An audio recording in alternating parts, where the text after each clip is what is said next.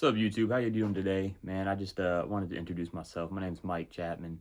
I've been working in college basketball for the last 7 years, and I just figured I'd start this YouTube channel just to dive in a little bit to my alma mater, which is the Florida Gators.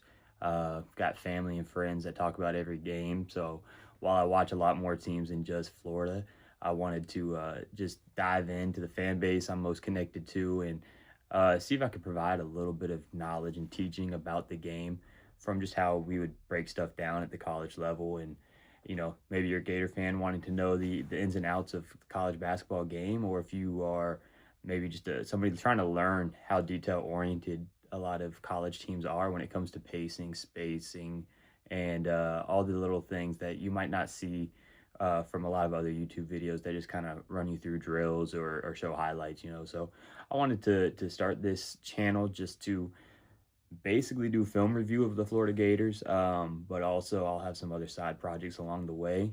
Just wanted to introduce myself to everybody. It would be a huge help if you guys liked the videos that you came across and subscribe to the channel. Let's dive into the film though. Guys, this is MC B-Ball IQ channel. It's my first video I'm doing, man. I apologize if it's a little rough at times, a little less polished than I'd like it to be, man, but really excited to dive into some film here. And a lot of fans are like, man, we're not undefeated right now. We've lost every big game. We lost to TCU. What's the issue? Why do we turn the ball over so much? And I'm not gonna get too deep into the turnovers. I got some statistics I want to show. If just everything is my opinion. I don't know how Todd Golden teaches his team. I don't know all their strategy, all their different points they make throughout their attack of the other team. But just some things I've gathered from here.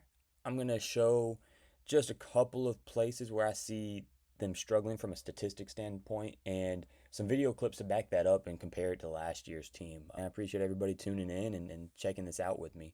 I'll probably run this a little bit like a film session that I'm more used to, not so much a video content creator for YouTube, but here we go. So first, I wanted to start with kind of the two traditional most used or most popular endings to possessions. They end up with a spot up shot, whether it's a catch and shoot, a catch off the dribble shot, or a catch and drive from a spot up stance to begin with. It's typically how this website Synergy that every college team uses breaks down film. They break it down by what leads to the action that leads to the end of the possession. So whether it's a turnover, assist, or shot, a lot of times, in this instance, they're not really including assist on it, but nonetheless, man, these are the two most popular endings for just about every team in the country. You're really looking to score out of spot up opportunities and in transition, and quite frankly, those would be some of your more efficient opportunities as well, especially transition, man. You should really be looking to attack and be efficient in transition. Those spot up attempts, man, it kind of depends on what you're looking for out of your offense, how good your shooters are. Are you attacking the rim off those long closeouts? Are you catching and shooting? Like, I think every team looks for a lot of spot up opportunities, and uh, kind of break down how I would look at this is obviously this is last year's team as a whole, so a lot more possessions to go by. The sample size is much higher. The percent of the time is out of Florida's possessions. How many of them are spot ups? How many of them are transition? Time percent rank, I don't really worry too much about that. I mean, the 85% just meant like last year's team lived in transition. They're in the top 15% of the country. Led to 758 points on the year at a efficiency mark of 1.2 points per possession, which is, I mean, 98 percentile. That's excellent, top 2% in the country. The team I worked for most recently, I had to do some of the advanced scouting work against Florida. Man, it was if the number one goal, stop them in transition. We got to find Will Richard running to the wing. We got to find Elijah Martin. Man, the way Ruben Chinyelu runs to the rim, man, you just got to get back and get matched as soon as possible because they will make you pay. And I'll show you some clips of that here as we get going.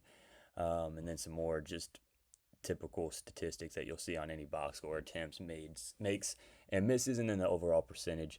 But I just really wanted to point out that this year's team versus last year's team, they are not too far off from how many looks they're getting from spot ups, how many looks they're getting in transition, but the efficiency is just way, way down.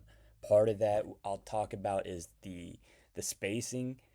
Part of that is the willingness to pitch the ball ahead and get out in transition, and just overall unselfishness in the half court leads to less clean looks from spot ups. It just that split second of the ball sticking, it gunks everything up. It bogs down the offense, and I think you'll be able to see it in some of these clips. I'm not going to jump into too many clips of turnovers. One thing I've noticed just as a fan watching, the bigs are being tasked with a lot more responsibility this year, and it's leading to a ton more turnovers. So the top three turnovers per game for the Gators this year are Alex Condon, Tommy, and Big Ruben. I mean, as you can see, their numbers, two of them were higher than Walter Clayton, who led the team in turnovers last year. And then Ruben's obviously is significantly higher than he was last year at 1.9 per game. Like that's too many in my opinion for those guys to be committing. Like I've been on staffs where you're trying to figure out how to help your super skilled bigs take advantage of their matchups, and quite frankly, the battling up how many turnovers they get, like their assist to turnover ratio is going to be a lot lower unless you've got a Jokic out there than a guard. But can you live with that many turnovers? Is kind of what it comes down to. And this year's team on 19% of their possessions, so like one out of every five trips down the court, man, they're pretty much turning the ball over and just not getting a shot at the rim.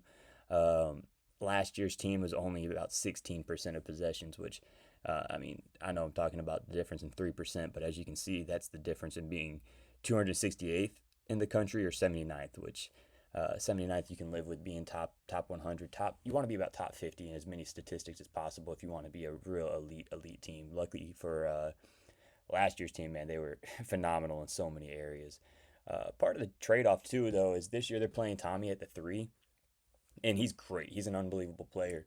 I have it cut off here, but KenPom will rank statistically their top 10 players, and he's one of the top 10.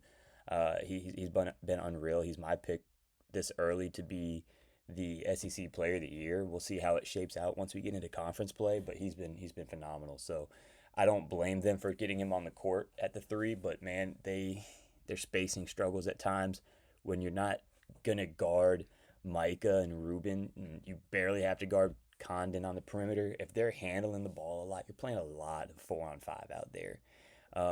And as you can see, compared to last year, just the amount of possession percentage is how many possessions end with them recording a stat, whether that's an assist, turnover, a shot, or getting fouled.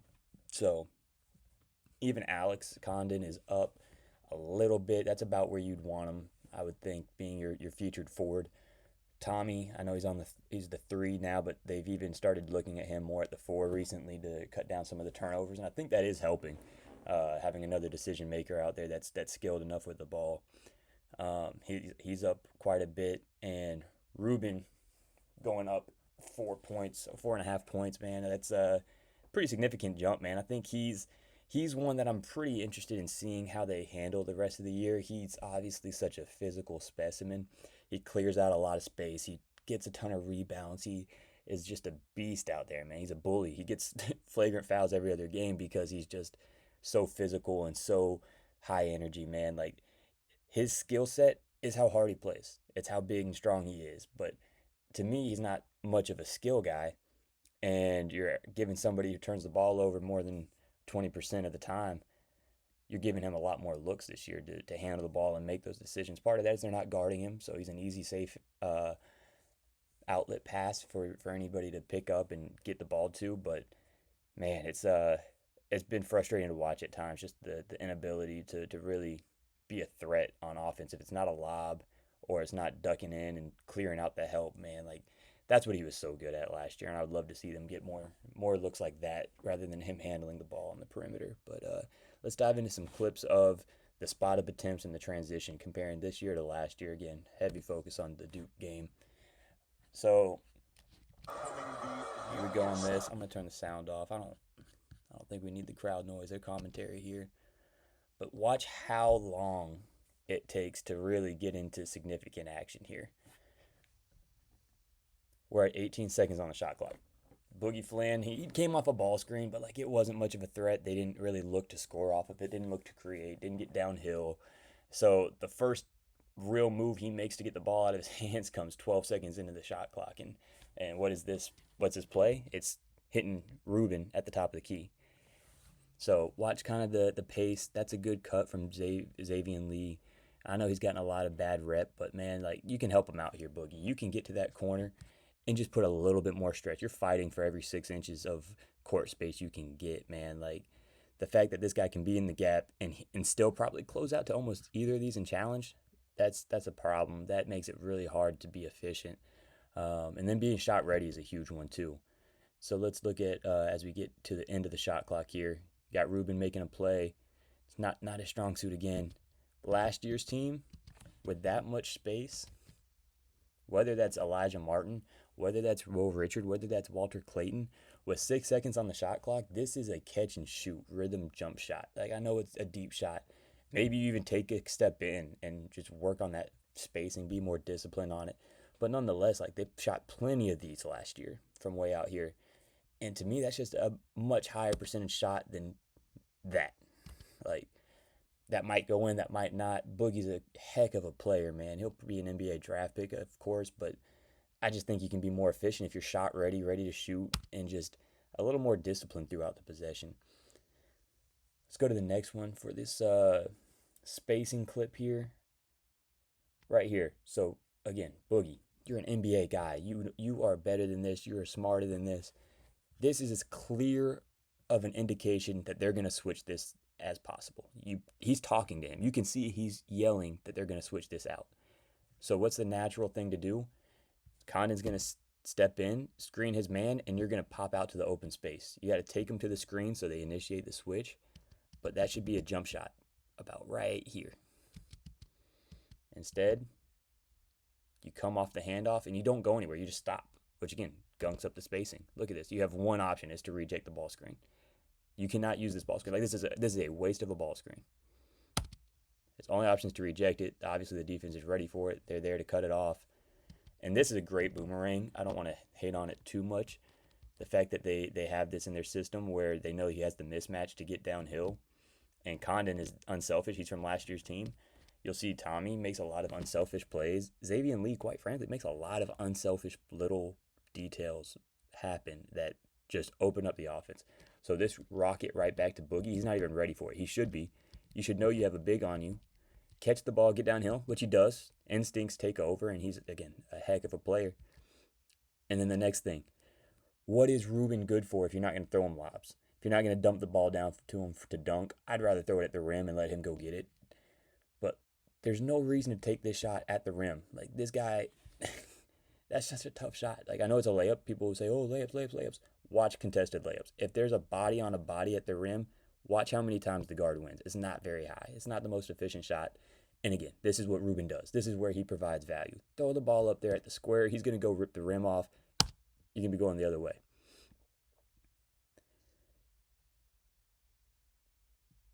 Now on this clip, we're going to talk about spacing, even in late clock. Look how, to me, how slow this offense is developing. I think Boogie had the cut to the rim here, and I've seen Walter Clayton get this layup a ton of times, and it's because he's patient with it. He finishes his cut at the rim. He gets under the rim. There's been times when he just stands there and waits for the ball to get to him and find him. Nonetheless, finish your cut there, get out, kick Urban up to this slot area, this wing area, and the spacing's fixed. Now we're at 5 seconds on the clock. Boogie's thinking, oh man, the possession's kind of dead. Let me just kind of float. And again, that's just not it. I know I talked about that last shot being from about right here.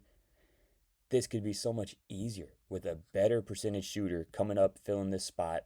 You be in this corner. The spacing's all better. He doesn't have to be out at the Coach K. He could probably be a step or two in. It's just making it tougher than it needs to be. And that's where those minor changes in efficiency numbers come from. It's not that their players are that much worse. It's not that the scheme's changed at all. But, man, here's some really good ball movement. Ball is rifling up the court. Now we're going to miss this shot here at the end. But this is just a great look. That's how the ball needs to fly around. That's the spacing. And that's the shot we're going to be ready for. Here's last year. Again, we're going to talk about the pace of play, talk about the unselfishness, how fast the ball moves. Like, that's about as long as it takes them to get into offense. That's 6 seconds. They're setting a ball screen, and they're putting pressure on the defense. Look at how fast Condon, he just knows. Catch the ball. We're going straight to Will Richard, letting him get downhill, start making the dominoes fall. And now look, we've got a bunch of people watching the ball. That's kind of Houston's deal. But now the spacing, he knows he's going to have a wing over here. He's thrown a couple of passes. I shouldn't say a lot. He's thrown a couple of passes straight out of bounds in this corner here this year just because he's been looking for this wing and the chemistry hasn't been there. And that's part of it too, is just building that chemistry back up. But that's another great shot that I'm living with 10 out of 10 times with Elijah Martin. Talk about the deep corner that you're fighting for every 6 inches of court space you can find here. Let's watch these wings. Once they get to the corners, they're patient. This is just second nature. If you know your guy's going to be in the corner, you can make these quick decisions. Boom. He catches the ball in the air and is out of his hand before he lands. Wide open shot to a great shooter. All right, let's watch this one here. Watch Elijah Martin in the corner. He's a little higher than I'd like, but as the ball goes across the court, he gets to that deep corner. If he's not available, if he's not thinking to get there, there's no way for Will Richard to make this pass. But he's there, he's shot ready, and he lets it rip, man. And that's the difference, man. It's frustrating to watch at times. Just the littlest details. This team's not far off. So when I have that word panic on the cover slide, there's no need to panic with this team because we're right there. Just the patience, the discipline for Will Richard. It's easy to think that this might be a backdoor cut, it might be whatever, but man, just stay spaced, stay patient, play to your strengths. You're not gonna get a better look than that in an NCAA tournament game. Like that's great. It's simple, easy plays. All right, so now we're gonna transition into, no pun intended, transition offense. Right here, we're looking for pitch aheads. We're looking for advantages. We're looking to put the defense on their heels, put them in positions to make decisions like what are they going to live with. And to me, this possession right here, you're 4-on-1. You're 1, 2, 3, 4 on 1. This is elementary school. This is middle school practice that you do to warm up every day. The decision making, the way you attack the rim. There's one guy sprinting back, and he's doing his job to get back, but that's a waste. That's a waste. Keep the ball, Flan. You're the point guard. You're the decision maker. That is such a waste of a pass, and it just, I'd love for Tommy to go dunk this ball, but it's just not realistic. Urban, get to the corner. Again, it's all about spacing, transition. How fast can you get to below the break in the three-point line? And this is great. This looks like it should be an uncontested layup, quite frankly. It should be, but it's not. It gets blocked or affected heavily at the rim. And this could all be avoided just by keeping the ball. If Boogie takes the ball, makes number 3 commit, he can drop it off to 10. He can spray it out to Urban. And you're just getting a much better look than a highly contested shot at the rim that he doesn't make. To me, this is kind of where some of the 3 bigs hurts Florida. And it's not a lack of skill. It's not a lack of ability. But what's Tommy been doing his entire life? He's playing either the 4 or the 5. So his instinct is to kind of run to the rim. He realizes last minute to peel out. But now his man's already there. He doesn't have to worry. He can be a helper. There's no spacing. Now you got one guy that can guard 2 on the wing. Meanwhile, his initial defender is just sitting here clogging up space, making it really hard for Xavier Lee. And that's when you'd love to see Lee come to a jump stop, spray out to the corner. But, I mean, again, you're just making it harder than it has to be time after time after time. So on this one, same thing. You don't want to just pass the ball to pass the ball. You want to put pressure on the defense.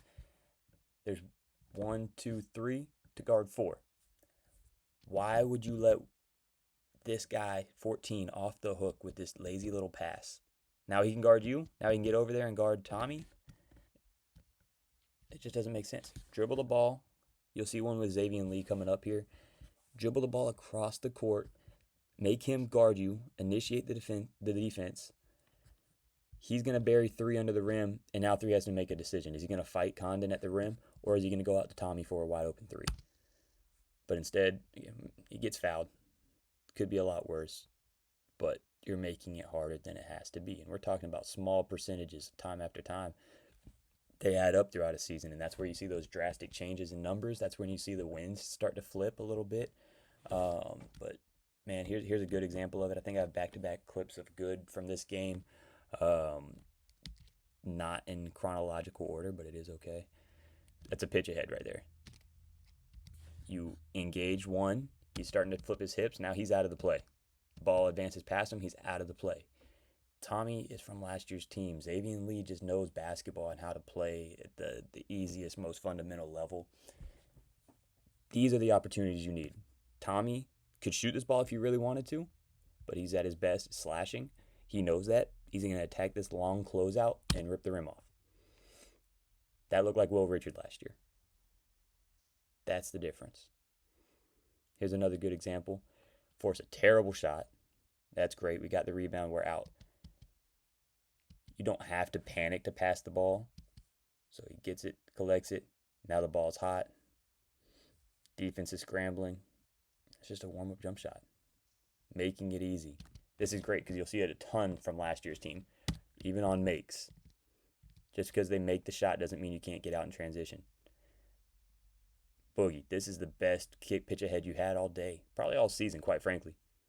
And it leads to this, just a defense on their heels. Terrible luck that you don't get the dunk from the 7'2" guy under the rim, but nonetheless, this is what you're built off of. You crash the glass, you finish at the rim, and you just play with pace, push the ball ahead, good things happen. Here's the clip of Xavier Lee. I call it snaking the court, slicing the court. Starts on the right side. There's one defender back. There's two guys ahead of him still that he's got to engage somebody and start putting pressure on him. So he moves the help just by crossing over and get to the other side of the court. And now Condon's running wide open. The last man sees that, and he bails on the best shooter, probably in the gym. I mean, I like Urban with a catch-and-shoot shot more times than not over anybody in the country. That's what I mean with Ruben. This is great. You want to box him out. And that's where you're going to pick up a flagrant foul or two a game. That wasn't the one that Florida got called on. They got called on Tommy's off arm hitting somebody in the chin. That's unfortunate. But nonetheless, here we go. Last year's team, watch the pace. Kick ahead, boom. Kick ahead, done. That easy. Simple basketball. Efficient basketball. You're not going to miss that dunk. And you're going to be 100% on those. That little difference is like the percentages. You're just fighting for every percentage point you can get. Want to talk about guys being shot ready. Will Richard is balling out for the Warriors because he knows how to play basketball. He's shot ready on every catch. If you don't have a hand up, he's letting it fly. It's going to be the same looking shot every time, whether there's a defender there or not. Pitch ahead, attacking, finishing at the rim. So thanks for joining me today, man. Like I said, I think there's no reason to really panic if you're a Gator fan. The Gators themselves don't have to panic. Todd Golden's a great coach. He sees these things. He knows the difference between a wide open shot and a contested rim finish. Like, he knows the percentages. He knows all the analytics behind each shot, the shot quality that you're taking. He's going to keep coaching them up on it. It's going to come down to, are they going to take the coaching and learn from it? Are they going to be stubborn or not? Like, we'll see. But I think that come March, this team could still be really, really dangerous. They're going to be battle tested. They're going to know where they weren't at their best. But overall, man, I think the changes that need to be made are fractions of feet. They're fractions of seconds. We're right there. And no reason to struggle. The losses shouldn't be alarming. If you remember 2 years ago, when most of that roster came together, it wasn't a seamless year. Like, you lost close games. You had frustrating times where you just couldn't get stops. You couldn't make the right play on offense. Quite frankly, it takes time building the chemistry. The transfer portal era, that's what it's all about, is building chemistry, who meshes the best. So we'll see. We got the game against UConn tonight. I'm really looking forward to it. Be on the lookout for my breakdown after the game. Win, lose, or draw, man, I'm going to be here breaking down all the film, trying to make it look make sense to everybody, see the teaching points that I would make. Again, I'm not Todd Golden. I'm not their staff. I don't know what they would do or what they're teaching exactly, but just from my perspective, man, trying to give my 2 cents, and I think Gator fans really like to hear the ins and outs of each game. So looking forward to it. Again, thanks for joining me.